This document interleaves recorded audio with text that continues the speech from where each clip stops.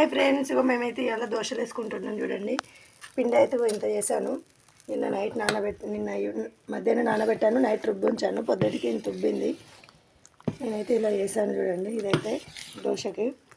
అలాగే 2 లీటర్స్ పాలు తీసుకున్నా, వాటిని అయితే వేడి చేసి పెట్టాను. ఇట్లా పెరుగు తోడు పెట్టాలి. ఈరోజైతే 2 లీటర్స్ తీసుకున్న పాలు. అలాగే కర్రీ కోసంగా బెండకాయలు కట్ చేసి పెట్టుకున్నా. ఇవైతే బంక పోవడానికని కొంచెం ఇలా గాలికి పెట్టాను. డ్రై అయిపోయింది, బంక అంతా వేడి చేసుకుంటాయి. అలాగే ఇలా పల్లి చట్నీ చేసిన. మా పాప అయితే ఆల్రెడీ తింటుంది. అందరి ప్లేట్లలో గిన్నెలు పెట్టి చట్నీ వేసింది.